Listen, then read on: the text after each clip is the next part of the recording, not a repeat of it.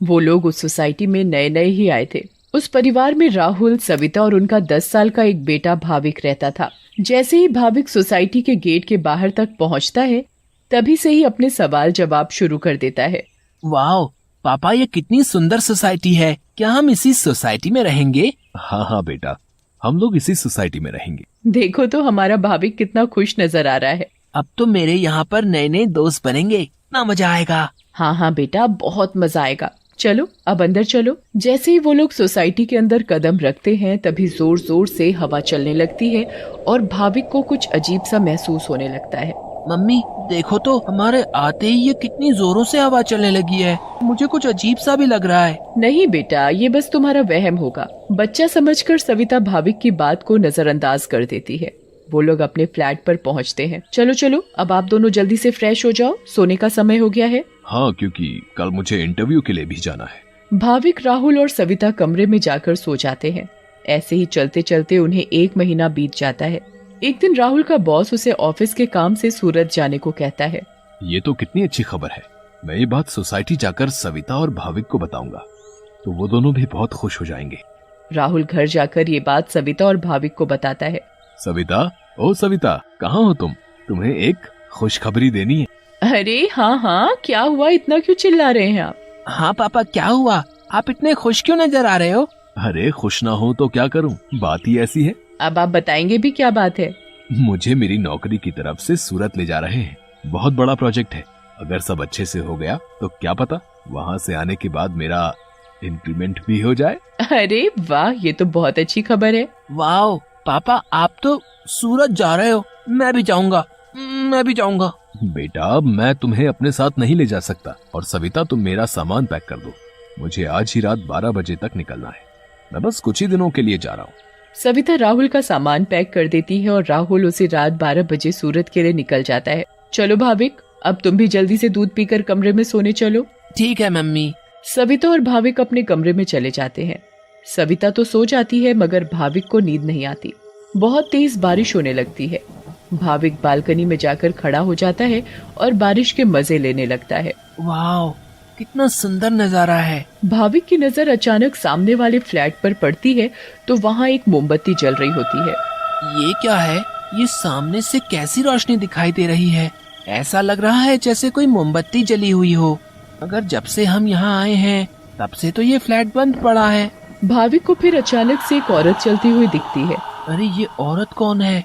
कहीं यहाँ कोई भूत तो नहीं? मम्मी, मम्मी, भूत, भूत, मम्मी, मम्मी बचाओ, मुझे बचाओ। क्या हुआ बेटा, क्या हुआ? तुम इतना क्यों घबरा रहे हो? मम्मी, वो भूत, भूत। क्या बोले जा रहे हो तुम? ठीक से बोलो, मुझे कुछ भी समझ में नहीं आ रहा है। मम्मी, मुझे नींद नहीं आ रही थी तो मैं बालकनी में जाकर खड़ा हो गया और बारिश देखने लगा। तभी मैंने सामने के फ्लैट में जलती हुई मोमबत्ती देखी और एक औरत को देखा। नहीं बेटा, ये भूत वूत कुछ नहीं होता। ये तुम्हारे मन का वहम है। नहीं मम्मी, मैं सच कह रहा हूँ। नहीं बेटा, चलो अब सो जाओ, रात बहुत हो रही है। नहीं, मैं आपको लेकर जाता हूँ। अच्छा चलो, दिखाओ कहाँ है भूत। फिर भाविक सविता को बाहर लेकर जाता है। कहाँ है भूत? मुझे तो कहीं कोई नहीं दिख रहा। मम्मी देखो, वहाँ पर देखो, वो सामने वाले फ्लैट में। अरे बेटा, कुछ भी नहीं है वहाँ पर। नहीं मम्मी, मैं झूठ नहीं बोल रहा। अच्छा ठीक है ठीक है, चलो अब जल्दी कमरे में जाओ और सो जाओ। फिर वो दोनों कमरे में जाकर सो जाते हैं। भाविक, अब तुम्हें डरने की कोई जरूरत नहीं है।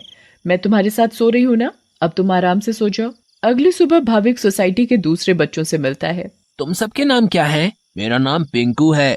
मेरा नाम सोनू है। और मेरा नाम गोली है। सारे बच्चे मिलकर पूरा दिन खूब मस्ती करते हैं। फिर रात में सारी औरतें सोसाइटी कंपाउंड में बातें करती हैं। तभी सविता रात की बात सारी औरतों को बताती है। दूसरी ओर भाविक और उसके सारे दोस्त लुका छुपी खेल रहे होते हैं। पिंकू गिनती करना शुरू कर देता है। तभी सारे बच्चे इधर उधर छिप जाते हैं, मगर भाविक खेल खेल में अपने फ्लैट के सामने वाले फ्लैट के दरवाजे तक पहुंच जाता है। उसे ये पता नहीं होता कि ये वही फ्लैट है जिसमें कल रात उसने एक औरत को जलती हुई मोमबत्ती के साथ देखा था। अरे, ये दरवाजा तो खुला हुआ है और यहाँ तो कितनी सारी लाइटें हैं। चलो अब मैं जल्दी से इस घर में छिप जाता हूँ ताकि मुझे कोई ढूंढ ही ना पाए। वो जगह ठीक है, मैं उस कमरे में जाकर छिप जाता हूँ। भाविक जैसे ही उस फ्लैट के कमरे की ओर जाने लगता है, वैसे ही बाहर की सारी लाइट्स लुप लुप होने लगती हैं। ये क्या हो रहा है यहाँ पर? अचानक ये लाइटें लुप लुप कैसे होने लगी? भाविक इधर उधर देखने लगता है। तभी भाविक की नजर दरवाजे के ऊपर पड़ती है। ये दरवाजे के ऊपर क्या लिखा हुआ है? भूत! मम्मी, मम्मी बचाओ बचाओ! भाविक चिल्लाते हुए सोसाइटी कंपाउंड में जा पहुंचता है। अरे, ये आवाज तो भाविक की लग रही है। ये तो भाविक की ही आवाज है। भाविक की आवाज सुनकर सारी औरतें और आदमी कंपाउंड में जमा हो जाते हैं। तभी वो देखते हैं कि सामने से भाविक भागते भागते चला आ रहा है। मम्मी, मम्मी, वहाँ सच में वहाँ भूत है। क्या हुआ बेटा भाविक? हाँ बेटा, क्या हुआ? तुम इतने घबराए हुए क्यों लग रहे हो? हाँ बेटा, कुछ तो बताओ। कहीं तुमने फिर से सामने वाले फ्लैट में भूत तो नहीं देख लिया? भूत? भूत? कहाँ है भूत? मैं छुपने के लिए एक फ्लैट में चला गया क्योंकि उसका दरवाजा खुला हुआ था। मैंने वहाँ लिखा देखा। क्या लिखा देखा और कहाँ देखा? कि यहाँ से चले जाओ वरना मैं तुम्हें मार दूंगी। चलो बेटा, तुम हमें वहाँ लेकर चलो। हाँ, चलो अंकल, मैं आपको वहाँ लेकर चलता हूँ, आप खुद ही देख लेना। भाविक सभी लोगों को उस फ्लैट में लेकर जाता है। कहाँ लिखा है बेटा? अरे, यहीं तो लिखा था। चलो भाई, यहाँ तो कुछ भी नहीं है। बेटा भाविक, चलो अब चलो। सभी लोग भाविक को वहाँ से ले जाते हैं, मगर भाविक उस दरवाजे को देखते देखते चलता है। नहीं अंकल, मैं सच बोल रहा हूँ। हमें इस बच्चे की बात एक बार मान लेनी चाहिए और आज रात मिलकर सोसाइटी पर नजर रखनी चाहिए। हाँ, आप सही बोल रहे हो। क्या पता ये सब सच हो।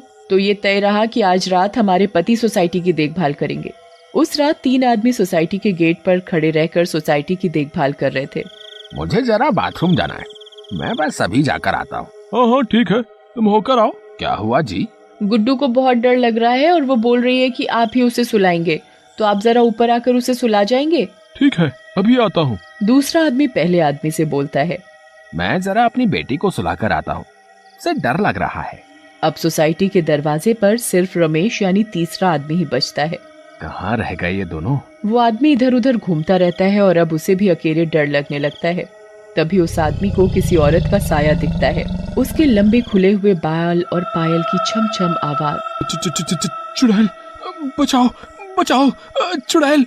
फिर अचानक वो चुड़ैल उसके सामने आ खड़ी होती है और आदमी बहुत तेज चिल्लाता है और वहीं बेहोश हो जाता है। अरे, ये चिल्लाने की आवाज किसकी आई? हाँ, आवाज तो मुझे भी आई। चलो चलकर देखते हैं। सारे सोसाइटी वाले अपनी बालकनी में आ जाते हैं तो वो क्या देखते हैं कि वहाँ रमेश बेहोश पड़ा हुआ था।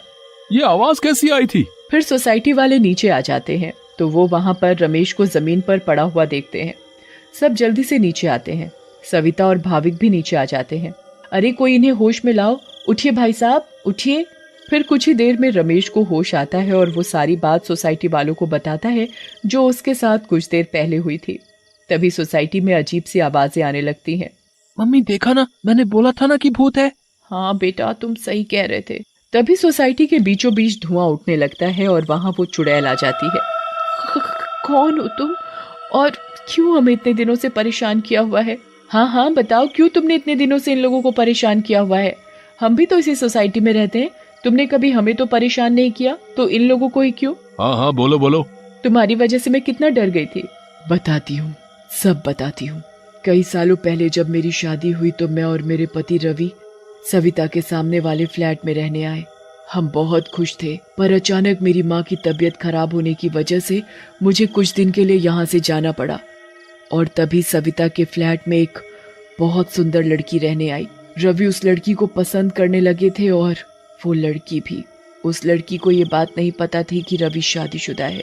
मैं जब वापस आई और मुझे ये सब पता लगा तो मैंने रवि को समझाने की बहुत कोशिश की, बहुत लड़ाई की, पर वो नहीं माने। रवि मुझे छोड़कर उस लड़की से शादी करना चाहते थे और एक दिन रवि और वो लड़की चुपके से अचानक कहीं चले गए। मैंने उन्हें ढूंढने की बहुत कोशिश की मगर वो मुझे कहीं नहीं मिले। और एक दिन मैंने उन दोनों को बाजार में साथ देखा। उन दोनों ने शादी कर ली थी। मैं भागते हुए घर आई और ये बात मुझसे बर्दाश्त नहीं हुई और उसी रात मैंने फ्लैट से कूदकर अपनी जान दे दी। और उस दिन से इस फ्लैट में किसी को रहने नहीं देती जिसमें सविता और उसका परिवार रहता है। हमें बहुत दुख हुआ सुनकर जो भी तुम्हारे साथ हुआ, पर इसमें मेरे और मेरे परिवार का क्या कसूर है? हाँ आंटी, आप तो अच्छी आंटी हो, ऐसे कैसे कर सकती हो? चुड़ैल भाविक की मासूमियत देखकर पिघल जाती है। ठीक है, अब मैं तुम लोगों को कभी परेशान नहीं करूंगी। ऐसा कहते ही वो चुड़ैल हवा में गायब हो जाती है और कभी किसी को परेशान नहीं करती।